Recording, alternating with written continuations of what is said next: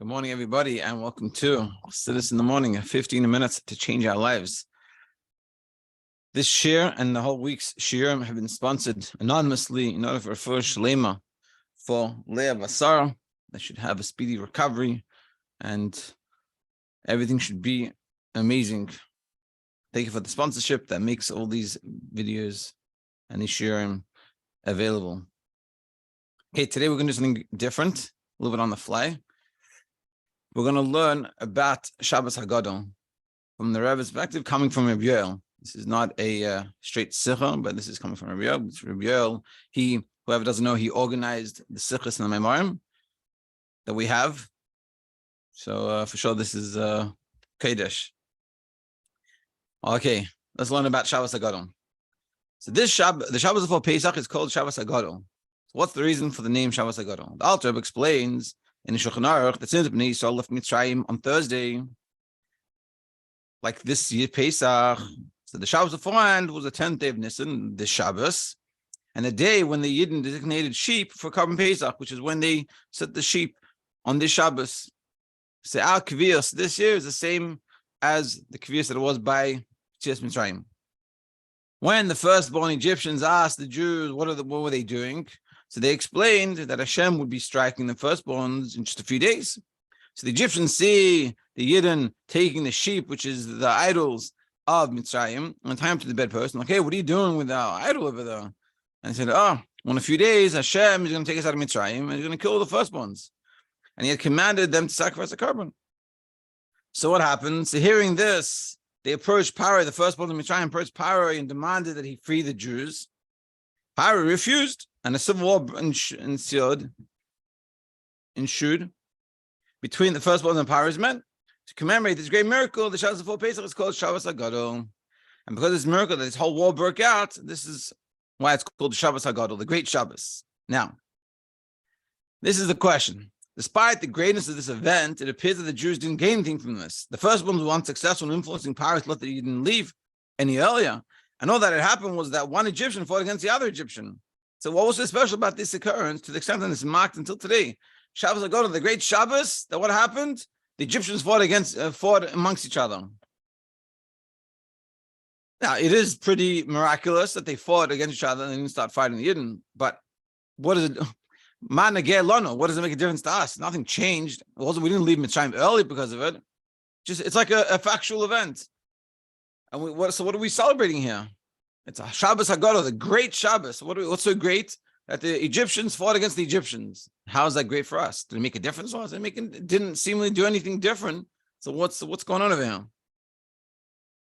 So the Tur cites, he's for halachic codifier, that another miracle as being the reason behind the name. So what we said was the Alter Rebbe. The Alter Rebbe said it was because of the fact that on Shabbos HaGadol, this great Shabbos was when the firstborn Egyptians went to war against the Egyptians, a civil war. But the Torah says a different reason why it's called Shabbos HaGadol. Because he says when the Yidden tied the sheep to the bedpost, the Egyptians were furious at what they were planning to do to the deity, yet miraculously they were unable to harm them. So the Torah says the reason why it's called Shabbos HaGadol was the fact that it was so great that even though the Yidden were tying the deity of the Mitzrayim to the bedpost, the Mitzrayim were not happy about it, but they didn't do anything. That's a miracle. So this miracle indeed benefits the Jews as protecting them from harm. But the Alter Rebbe chooses instead to cite another miracle as the reason behind Shabbos HaGadol. What is the significance of this event? So the shaila is, why does Alter Rebbe choose the civil war in Mitzrayim as the great miracle? Because it's not such a great miracle. To say, like the Torah, that the miracle is the fact that even though the Yidden were tying the deity of Mitzrayim, nothing happened to them. Now that's a miracle. That makes a little more sense. So what's the Alter Rebbe? Why is the Alter Rebbe choosing that reasoning? So let's see. Beyond Dir B'Tachtenim, the avodah of a Jew is divided into two aspects. You have his avodah influencing the world, one aspect, and his personal avodah that far surpasses his effects of his surroundings. There's what we do as affecting, and there's what we do as our own avodah. Yeah, his effects in his surrounding. 1 second. I think this is a little bit. Here. Page all mixed up a little bit. Let's see. Chassidus explains that the goal of our avodah is to transform this lowly world into Dir Loisbarach, into a dwelling place for Hashem, a place where Hashem himself can dwell. However, despite the greatness of this accomplishment, the independent quality of a Jew and his avodah of Torah mitzvahs is far more precious.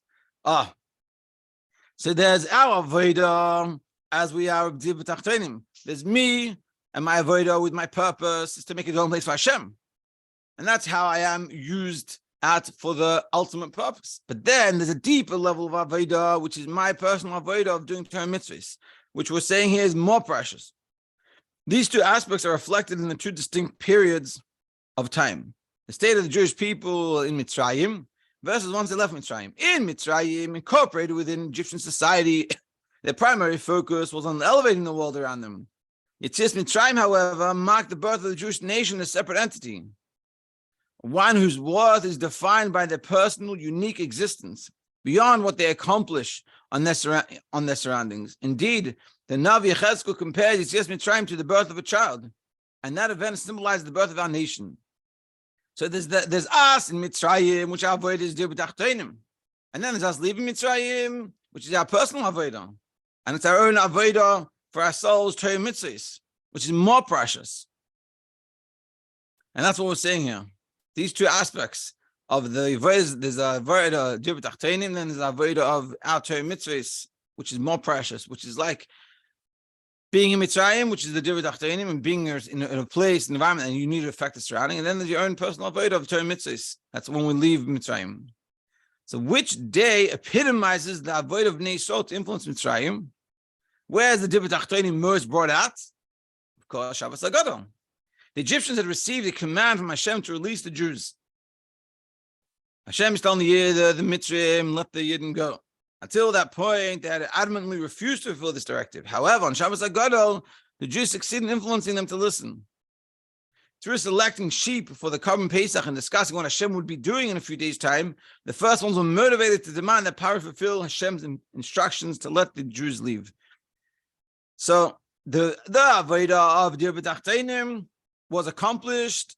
The most was brought out specifically on Shabbos HaGadol. When the Yidden take the Korban Pesach, the Korban, and they're saying to the Egyptians, hey, we're leaving soon, and you guys are going to die, and this is what we're doing, that was a motivating Dir B'Tachtonim that the Mitzrayim said, hey, we got to do something about this. We got to change, we got to fix this. Through selecting sheep for the Korban Pesach and discussing what Hashem would be doing in a few days' time, the first ones were motivated to demand that power fulfill Hashem's instruction, let the Yidden go. So they were affecting the world, that the world was saying, hey, you didn't have to leave. That's what it had accomplished by Shabbos HaGadol. And this is what the Alter was saying, that the miracle was that the firstborns. So we said in the miracles, the firstborns were playing to Paroi and having a fight. What we're saying is the miracle was that we convinced that the firstborn should say to Paroi, it's time to let the Yidden go, which is the Dir B'Tachtonim. This is what made this miracle unique. The first ones didn't become new people. They remained wicked men. And what's more, they were Egyptian firstborns, symbolized by the pinnacle of the cliff of Mitzrayim. And yet, being who they were,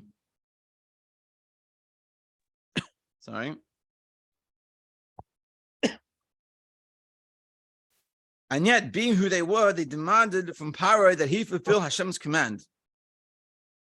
This represented a change in nature, not a change in physical nature, as in the case of numerous miracles, but rather something even more miraculous, a change in the nature of spirituality. Yeah, so what made the miracle of Mitzrayim so unique, that of Shabbos HaGadol, was the firstborn, they didn't become new people, even though they're coming and saying, hey, we have to let the Yidden go. They didn't become spiritual and all like, hey, we love the Yidden now, and let's be so nice to them and let them build a nation. They were still wicked, those same people. They still Mitzrayim and still Klippa. But Im Kol Zeh, nevertheless, they still demanded that the Yidden should be let go. And what it shows is not a change. The change is not a change in the physical nature, because they didn't like most miracles, they didn't change. They were still the same bad people. But it's something more miraculous, a change in the nature of spirituality. Let's see. This idea, our avodah to elevate the world, is connected to Shabbos, the day of the week when this miracle is commemorated. The day of the week this miracle is commemorated. Shabbos HaGadol, like we said, was in the original Shabbos HaGadol was this kvius. So the Shabbos is the day that brought completion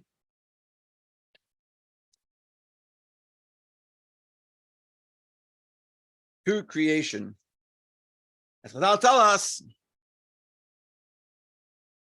the world was lacking the concept of rest, and Shabbos ushered in rest, thereby concluding the work of creation. The time of Mashiach is similarly called a period of that entirely Shabbos, because it will bring in perfection in world and humanity. So Shabbos is this rest, and then Mashiach is also the ultimate rest, which is the ultimate Dibur Tachteinim. So let's see, Yud Aleph Nisan in 2448. Yud Aleph Nisan on that year. Still, despite the greatness of this avodah, of Dibur Tachteinim that happened by Shabbos HaGadol, it fell short of encapsulating our true essence. This is not the true essence of a Yid. A Jew is essentially beyond the material world, and even beyond making it into a Dibur Tachteinim. We are not the sum total of our actions. Yes, our main job in this world is to make a Dibur Tachteinim, but that's not the essence of who we are. Of course, a person must occupy himself with his task, and through performing mitzvahs to the physical objects, he elevates them to Kedusha. However, this is not what mitzvah is truly about. Torah and mitzvahs are about connecting to Hashem, and we are intrinsically far more precious to Hashem than transforming the world into Tachteinim. Meaning, we think to ourselves, my value is when I do a mitzvah. Hashem wants me to do mitzvahs. If I don't do mitzvahs, Hashem doesn't want me. But Hashem wants to do mitzvahs because I'm special, not to make me special. I am intrinsically special. The mitzvah itself is intrinsically special. And Hashem wants us to do the mitzvahs because we're special. And that's what we're saying. We're not as good as we make a Dibur Tachteinim. Why am I good? Because I made a Dibur Tachteinim. You're better than me because you made a better Dibur Tachteinim. And I made a worse Dibur Tachteinim, so I'm worse. Dibur Tachteinim is a side point. Essentially who I am, I'm a Yid and I'm a Chelkel Kamimar, and I'm connected to Hashem, and Hashem loves me.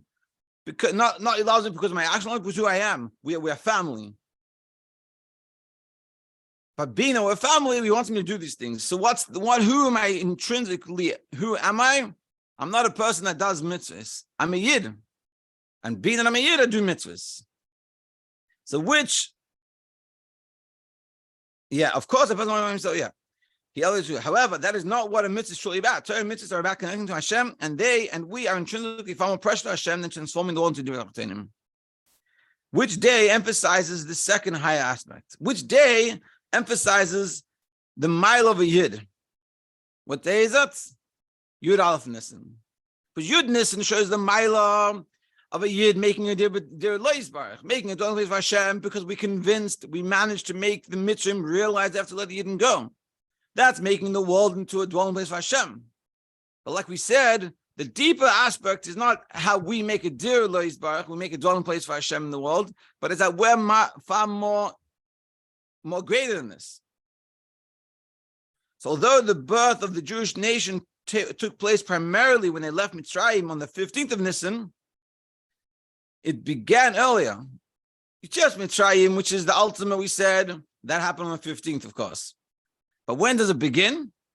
With the preparations for the Korban Pesach. The Pesach means to jump, symbolizing a leap beyond worldly limitations. The carbon that carries this name and preparation for it, that signifies the birth of a Jew. Korban Pesach, the Pesach is the dilug, is the jumping, that representing the Yid. And that his value lies beyond his influence in the world around him. Through the Korban Pesach, the Korban Pesach was selected on the 10th of Nisan, like we said, but on that day, the Jews were associated with Mitzrayim. On the pasuk, draw and take for yourselves sheep. Chazal explained, draw forth your hands from Avodah Zarah and take for yourselves sheep for the mitzvah. So the Chazal is explaining that when the pasuk is saying, draw forth and take the sheep, is take yourselves away from Avodah Zarah and start doing mitzvahs. On the 10th of Nisan, the Jews were divesting themselves from Avodah Zarah Mitzrayim. The first day devoted entirely to preparation Korban Pesach. The first day, Yud Nisan, what were we doing? We were getting rid of the Avodah Zarah and starting to do mitzvahs. But on Yud Aleph Nisan, we're actually just totally involved with doing mitzvahs. Highlighting the Jews themselves as they are independently unique was on the following day, Yud Aleph Nisan. That's Yud Aleph Nisan. To finish it off, these two aspects are further associated with the numbers 10, Yud Nisan, and Yud Aleph Nisan. Yud Nisan with the miracles that happen with Yud Nisan, Yud Aleph Nisan. The number 10 is a worldly number. 10 divine spheres are the source of creation. And we therefore find many areas in which worldly concepts are comprised of 10 components. For example, every created being consists of 3 dimensions, width, length, and height. Each one in turn consists of a beginning, middle, and end. When added to the entirety itself, the total is 10 reached. Yeah, makes sense. I don't want to go into it now because we're running out of time. Let's finish it up. 11, by contrast, is the number after 10, a signifying level that surpasses creation. As we say in Pasuk Eliyahu, you Hashem one, Ata Echad, V'Shimcha Echad, and you are beyond the sum of 10 spheres. Yeah. Although we are currently after Yud Mitzrayim, every year we re-experience the events that occurred then. Shabbos HaGadol emphasizes the importance of elevating the world around us, including non-Jews, by influencing them to fulfill the Sheva Mitzvahs Bnei Noach. But Yud Aleph Nisan, however, reminds us that a Jew is inherently much greater than that.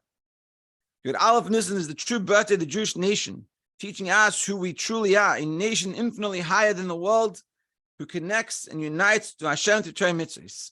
So Yud Aleph Nisan is really the expression of a Yid's essential greatness above its Torah mitzvahs. Of course, we express it through Torah mitzvahs, but it expresses the specialness of Yid. Yud Nisan expresses us as we are an influencer.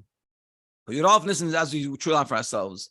So everyone in Mitzvah Hashem should have an amazing Shabbos, HaGadol, and we should appreciate the essential us and appreciate what our job is, and on a deeper level, who we really are, and how that expressed itself in Yud Aleph Nisan. Have a great Shabbos.